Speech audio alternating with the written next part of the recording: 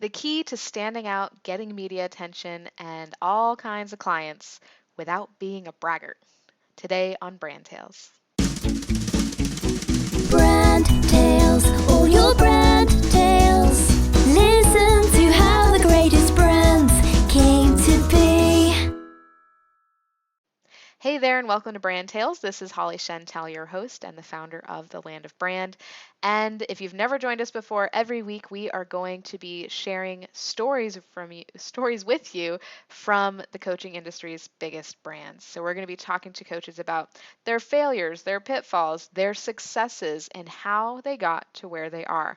And we're not talking about like the blah blah fluff. Do these 5 things and you're going to make $1 million next week.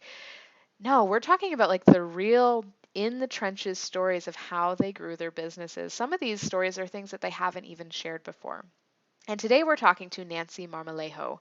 And Nancy is one of my favorite people. You'll probably hear me say that a lot through these interviews because the people we're talking to are just incredible, and Nancy is no exception. Nancy is the creator of talentandgenius.com. She started her business 13 years ago, I believe. She'll share that number in the interview. But she's been around for a really long time in the coaching industry, and she's one of the, I call her one of the sages. She has built a very successful business. She's someone that we all look up to. She has amazing group coaching programs. She has been featured in like 100 media outlets. I mean, this lady knows what she's doing and she walks her talk.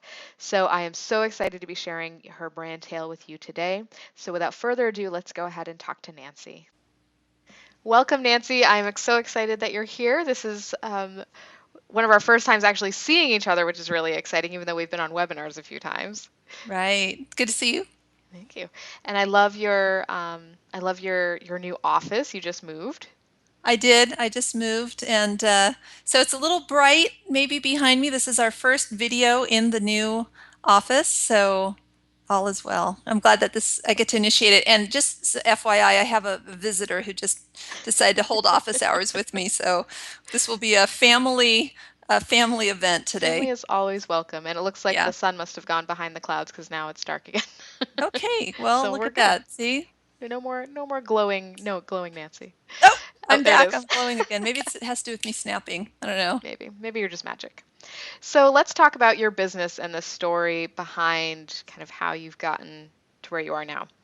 Because I know that it's always intriguing to look at the coaches that you admire and kind of the people that you're aspiring to be like and seeing how it is that they got there.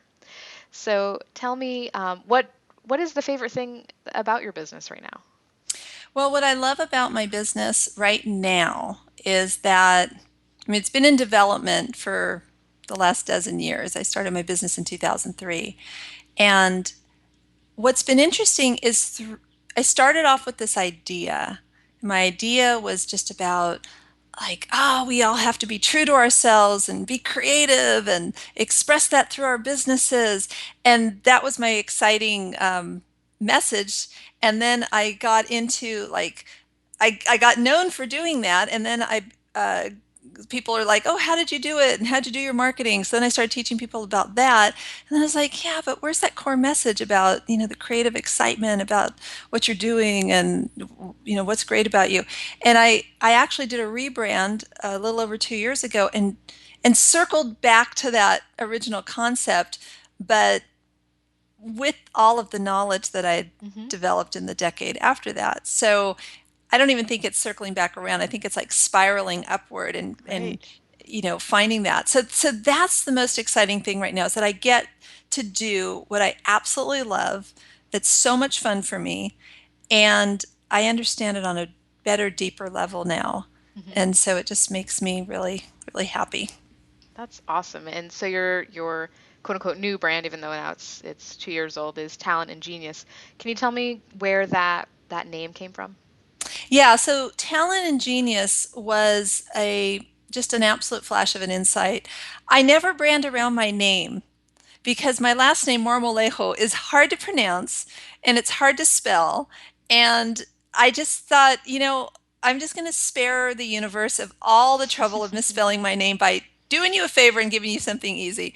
So um, I was looking for something that would capture this desire, this energy of finding what's great about you and what's unique about you, and how does that speak in you as a leader? How does that speak in your positioning, in your messaging, in your business, in your marketing, and how you show up? All of that. Da, da, da, da.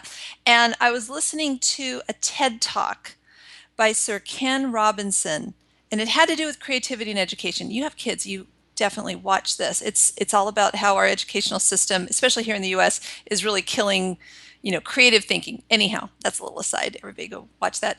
But he used this phrase about really when we're at our peak potential, we're at this intersection of talent and genius. And it was like those words just hit me so hard. I thought to myself, my God, that's it, the intersection of talent and genius. And so I went on to GoDaddy, and I did this, like, I decided to make it this spiritual practice. Dear God, if talentandgenius.com is available, then this is what's meant for me. And I put it in, and it was available. And every combination thereof was available, which I, immediately snatched up. And I just said, okay, there it is. It was my moment. It was like a moment of insight, a run over to GoDaddy, uh, a $9.99 purchase, and boom, I have a new Boom. brand ready to roll. Awesome. That Yeah. is that is awesome. And I know it's always like this cringeworthy moment when you go and like search for a domain. It's like you have this brilliant idea and if it's taken, it's like, oh, you Yeah. have to start over again. Yeah. So Yeah. that's Exactly. that's great The that it was the there. It was like a the go sign, the GoDaddy divination tool is it's like this is if you want to know if it's for you or not. right? That's awesome. So, tell me a little bit about this intersection between talent and genius and what that means. So the intersection of talent and genius is that really cool place where your life experience, which is your talent, everything that you've learned in life, that you have your work experience or life experience, your life defining moments, just all the stuff that you've learned and picked up through life, it cross sections with your natural strengths, those innate things that you were just born with, that Hmm. you've had probably since the time you were in preschool, and they're still there. And so if a person has a natural knack for being funny, and they learned some skill for a job or something, and they're able to intersect those, well, then they can use that to authentically position themselves. That's just a really basic kind of Hmm. general example.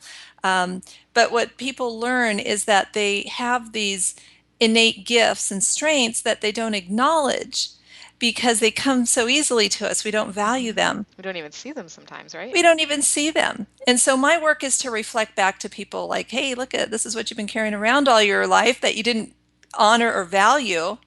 And then I have to do it a little convincing, like, yeah, it is really truly valuable. And here's how it shows up in your work. And here's how that makes you so unique. So you don't have to worry about competition. You don't have to worry if you walk into a room with 100 other people who do what you do. Who you are and how you show up, the way you do it, your journey that got you here, that differentiates you. You carry a skill set, you carry a personality type.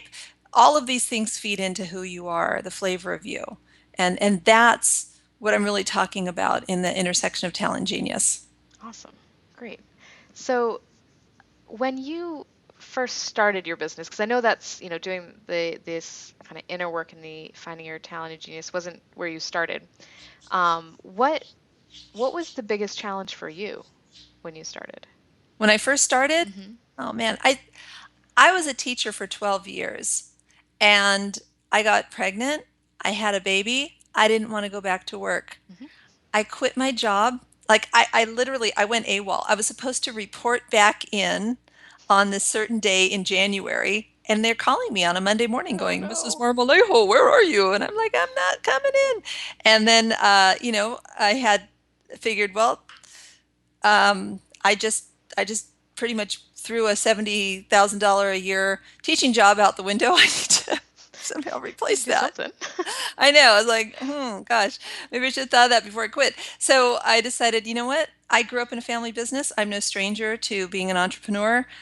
now's the time. And people are like, yeah, but you have a baby. And it's like, well, sometimes I work best when things are a little bit crazy. That gets my creative juices going. There's Hmm. something about tension and pressure that forces me into my strongest solution getting mindset. So I discovered the coaching industry and I thought, I can do that. I have the way, I have this natural creativity. I have strategic skills. I know I can bring that together. Hmm. And so I did. And it was, I, it worked from the beginning. I mean, I got a website. I started an e-zine. I started building a list. Got out there speaking, got some media attention. It was like all the things that everybody wants. They happened for me, and like boom, just really had a great time doing it from the get-go. And what do you think the key was to making that all happen? Because I know it all doesn't just happen. So what was the kind of the key that you brought to it that got that ball rolling? I think it's what I teach. I think it's I know so well who I am and the flavor that I bring to things. I saw where I was different Hmm. and I really put that out there. At the time, coaching was very serious and it was very bland and it was very like fuzzy purple sweater and let's all kind of just hug and be real gentle. And I came out like I created a brand that it was called Comadre Coaching. So first of all, I'm really emphasizing that I'm Latina. I'm really emphasizing that I like bold and I like things colorful and I'm going to make cultural references that are probably foreign to a lot of the people who are looking for coaches. And so there was a certain element of intrigue around some of the cultural references. There was an element of intrigue around the way I created my logo was and this is before everybody was doing all this old school tattoo stuff. It was an old school heart tattoo with a little ribbon over it that said Comadre Coaching. And I threw words in English and Spanish all together. Like I had these rituals for creativity and I called them loca rituals, loca meaning crazy. And I had a podcast called Release Your Inner Loca. And it was all about how to, free the wildly creative woman within. And then had things for entrepreneurs. My coaching group for entrepreneurs was called Las Chispas, and chispa is the Spanish word for spark. So you were getting a little language lesson with me. You were getting great business coaching, great creativity coaching. And all of that stuff to me, it just felt fun. It felt like me. I knew nobody else was doing it. I like being the person who's doing what nobody else does. I noticed afterwards there was people emulating that, which I thought was like, okay, thank you. Homage to me. Awesome. I'm glad that I was the first one doing those things. And so it's like, I think that what really happened is I'm having so much fun in my business. I'm so true to myself. I'm like so dead on, like, this is who I am. This is what I'm all about. This is how I can help the world, that people just caught on to that. And there was this, I don't know, like I created a following, Hmm. which was really cool. I didn't set out and say, okay, I'm going to create a following and here are 10 steps that I'm going to do. I just freestyled it. Hmm. For me, that's one of my strengths. Like going freestyle is one of my strengths. If I'm too structured and too planned out, I draw a blank. I don't know Right. where to go. I don't know what to do. But the minute you just take everything away from me and say, okay, just freestyle it, like I'm in my glory. So I think having that fun and people seeing me having that fun and just that confidence, they're like, I want to know that woman. I want to work with her. I want to follow what she's talking about. Yeah. So now that all makes total sense why I like the media attention and the developing the following and everything, because that's the thing that people are so afraid to do, is to really be themselves and kind of think outside of the box. And that's what we push people to do in branding, as you know. And you were doing that out of the gate, which is really admirable, especially I don't want to say back then, like like it was Back so then, long this is ago. a But back dozen then it years was totally ago. different. Yeah. There were not a lot of coaches around, and you're right, it was a really it was emerging as more of a serious field, especially with business coaching.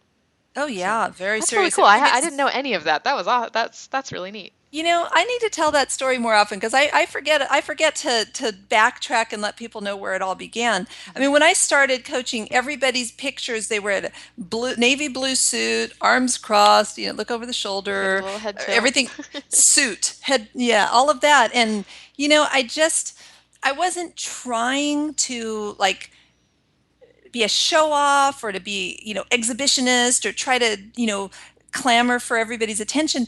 It just happened very organically. Like I would have been doing all of that whether nobody noticed me or if anybody noticed me. Hmm. It was like, oh, cool. All right. I'm not going to change my path whether you notice me or not. It's just who I am. It's how I show up. Love it. Love it. Love it. And so tell me, let's talk about some of your talents. So your talents and genius. So if you were to describe your talent as your business talents as a superpower, what would they be? Oh, as a superpower. Let's see. I love that question. In business, so I grew up in a family business, so I know business stuff. So I'm looking at my talent as things that I've learned through the years. I know how to work with people. I know how to facilitate. I know how to sense um, the feelings of everybody in the room. I can tell how a decision is going to affect everybody. I sense that. So there's an intuitive piece. That's actually more of a genius side. Um, but marketing comes very easily to me.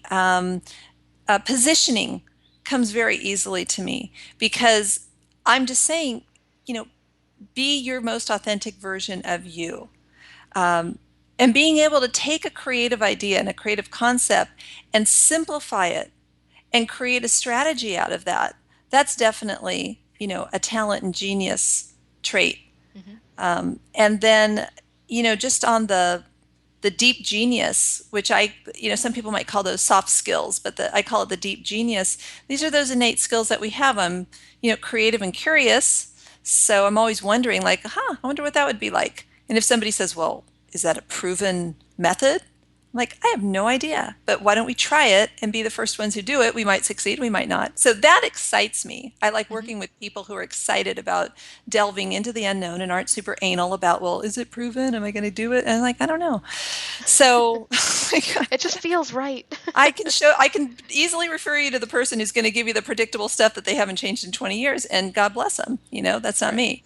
So, it's taking that innovation, that love of creativity, of full self-expression, honoring ourselves, and strategically placing that in a business so it gets people's attention. So your ideal clients say, that's the person I want to hang out with.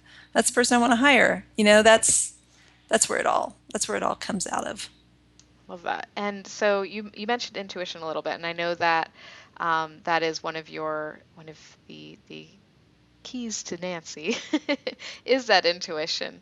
And I'm curious. I think a lot of people have a hard time talking about intuition or thinking of that as an asset in their business, and because it's a little bit intangible and maybe woo-woo sometimes. So can you speak to that and how you bring it into your marketing, and if it's something that you've ever, tried to hide or that kind of thing?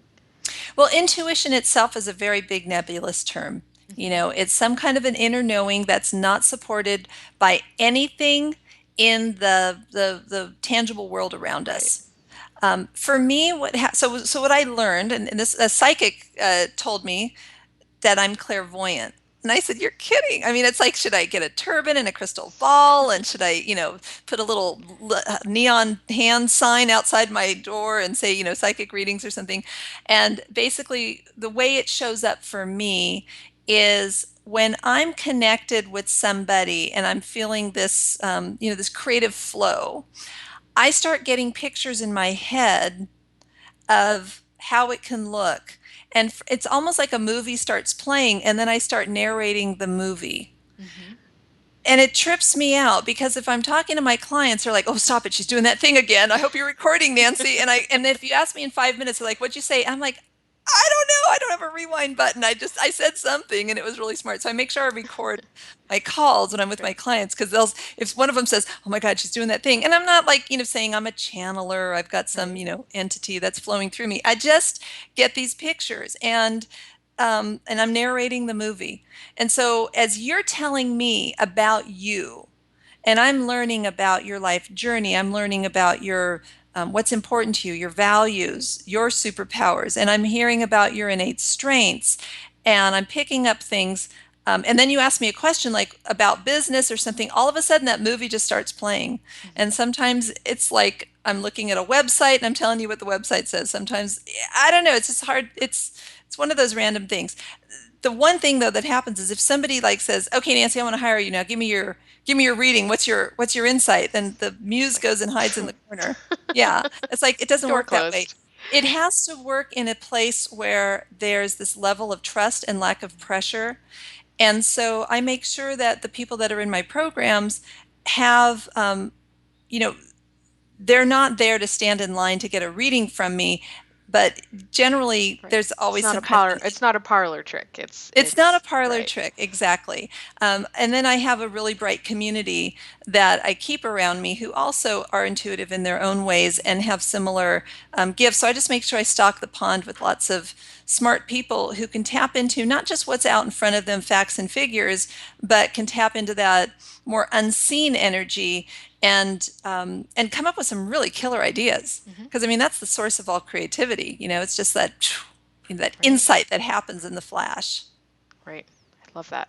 And it's funny because as you're talking, I'm recognizing some of the things that I do in that, and I hadn't really thought of it that way. Yeah, But well, you, you're a creative genius, Holly. That's well, why. I'm intuitive too, like the see like it's a story for another time. But like it's just so cool to hear someone else describe a process like that, and then it really resonates with you. And I know that's kind of why we're asking these questions because people that are listening, they're going to recognize themselves in some of these things and recognize that they have their own gifts and how to leverage them. So Yeah, and that is I very cool. I put a lot of value on those unseen Right. gifts because every great artist, every great musician, it's like they have this tune playing in their head. Hmm. Where did it come from? Right. We have a whole super highway of Hmm. creative stuff running through us, and there are some of us who are just more tapped into it. Right. And I think we need to give more credence to it. Yeah, absolutely. Very cool. So I have some questions that I'm asking everyone, so we can gather resources and links for our listeners. So basically things like what you use. So do you have a favorite business tool?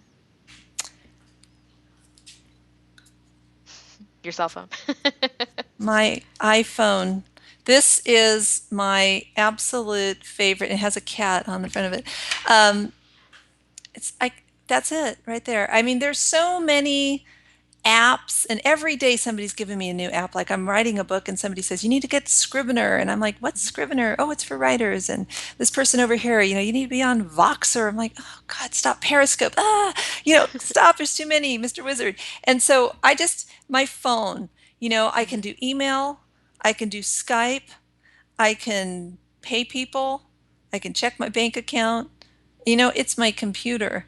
Right. And that's it. That's my business tool. So I can travel and not bring my laptop. And so, there's other things that I use, systems and, project management and all that other stuff. But when push comes to shove, this little baby, that's it right there. Right. Yeah, it's so cool what you can do with a phone these days. You literally can run your business from your phone. It's pretty scary. Like, don't lose the phone, Exactly. It's like don't lose the phone. Back it up. And how about what is do you have any guilty pleasures or like favorite recipes or anything that you can share? Well, I'm a great cook. I'm a great cook. So if I'm going to go recipes, then we're going to have to start a cooking show. But I learned to cook at my grandmother's side when I was a Mhm. little girl, and she's from Mexico, and we had her little molcajete, the old mortar and pestle Mhm. from Mexico. And every time I cook, like all the herbs and spices, I say them in Spanish. It drives my daughter crazy. She's like, "I wish you could say oregano, Mom, instead of oregano." She's like, "Don't say that." So can't you just say tortillas instead of tortillas? She gets all like in my face. But um, however, I do have a guilty pleasure, and it's anything with marshmallow, like Peeps or marshmallow cream. And I'm not a big sugar person. I'm not like I don't eat sugar a lot, but every now and then, like every blue moon, I'll just like need something. And if it's got marshmallow on it, man, I'm so happy. I'm allergic to chocolate, Oh, that's and I'm unfortunate. gluten free, and I'm dairy free, and I don't drink or smoke. And so if anybody wants to send me like a gift, send me something with marshmallows. But everybody sends me chocolate and wine and loaves of bread, and I'm like, and cheese. I'm like the regifter. I like have somebody come over and go, "Oh, would you like some cheese and chocolate?" And don't you have a funny story about El Sweetie and Peeps? Am I Oh, remembering that oh. correctly? So El Sweetie is code for my man, and I keep him anonymous because he doesn't need to. I think he's a great brand in and of himself as El Sweetie. So when I first met him, I met him online, and I saw this picture of him, and he was holding up a little package of Peeps, and that was the conversation starter. I saw that, I was like checking him out, and I sent him a little note, and I said, "Hey, you look like an interesting person, and by the way, Peeps are my guilty pleasure," and that started this really great witty back and forth, and well, happily ever after now. All is well. That's awesome. Yeah. I remember Yeah. that there was some kind of story there, and yeah, that Peeps brought you love. Yes. Peeps brought me love. So, tell me, what is your favorite business book? Oh, my favorite business book. I don't even know if it's still in print. It's called Creativity in Business by Michael Ray. Hmm. It was written, I think, in 1983.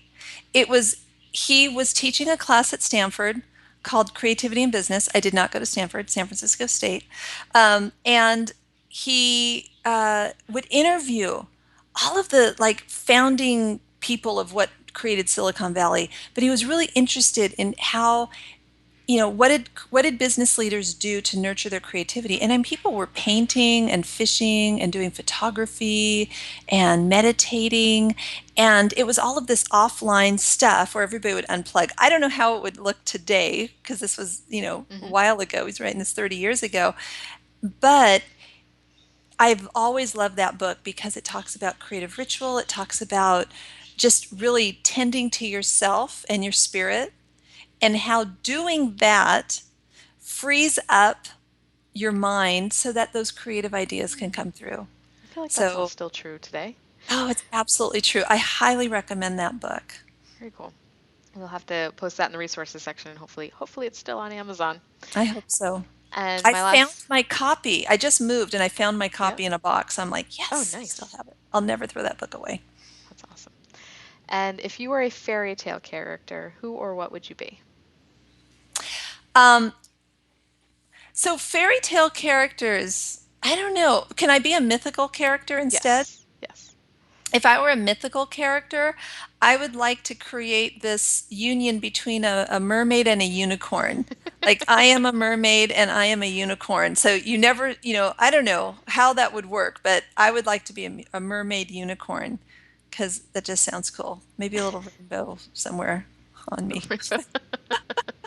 A rainbow mullet on a mermaid unicorn. That would be really, actually, really, that would be a scary creature, but That'd yeah. be that'd be pretty wild.